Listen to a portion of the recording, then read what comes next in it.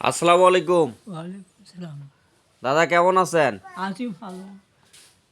আপনার এখন বর্তমান বয়স কত? বয়স 126। 126। হুম।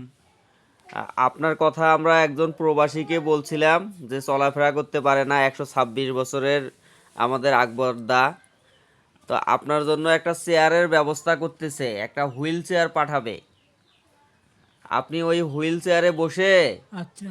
তখন এক গ্রাম থেকে আর এক গ্রামে হাটে বাজারে যেতে পারবেন। প্রিয় মানুষ যারা আছে হুম। তাদের সঙ্গে দেখা করতে পারবেন।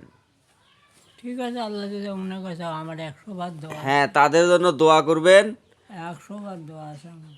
ইতিপূর্বে আমাদের এক ভাবি আপনাকে ঘর করে দিছিল, খাট কিনে দিছিল, মনে আছে? আছে শিলে দিছে।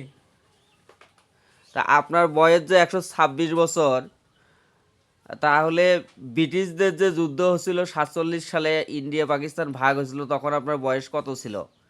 তখন আমার বুঝ, তখন আমার বুড়া 10-12 বছর। 47 সালে। হ্যাঁ।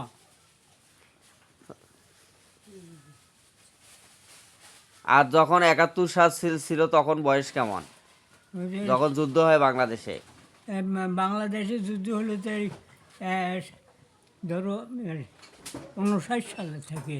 59 সাল থেকে যুদ্ধ শুরু হয়েছে, হ্যাঁ। আর 71 সালে যা শেষ হয়েছে। হ্যাঁ, 71 সালে যা ইয়ে হয়েছে।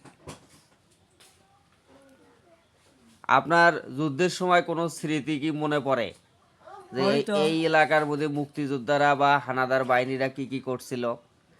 সেগুলো মনে পড়ে তো। এইগুলো যে করছে, আমি যে ট্রেনিং দিছি আপনার চরণাসুবাদে দাদারে, হুম। আমি আমার আমার ট্রেনিংটাই ওরা দিয়ে পারে না, অ্যাটেনশন করার পায় না, লেফট হাইট করার পায় না, বাউট টার্ন করবো না, রাইট টার্ন করবো না, লেফট টার্ন করবো না। আমি ট্রেনিং দেওয়া, আমার কাঠ হচ্ছে তো অঙ্কুরে, আমি নিজে চাকরি বাদ দিয়েছি আছি। আমার চাকরি আছে, কাঠ আছে তো আমার। ও, কার্ড আছে আপনার কি মুক্তিযোদ্ধা কার্ড আছে? মুক্তিযোদ্ধা না, এর কাঠ, আগের কাঠ। ও, মুক্তিযোদ্ধার আগের কার্ড ছিল। হ্যাঁ, আনসারি কাঠ। ও, আনসারি কার্ড ছিল আপনার। হুম। তখন আমার চাকরি হয়েছে। ও আচ্ছা আচ্ছা। নিজ হাত দিয়ে আমি বাদ দিছি। সকালে কি খাইছেন? কিছু খাই নাই এখনো।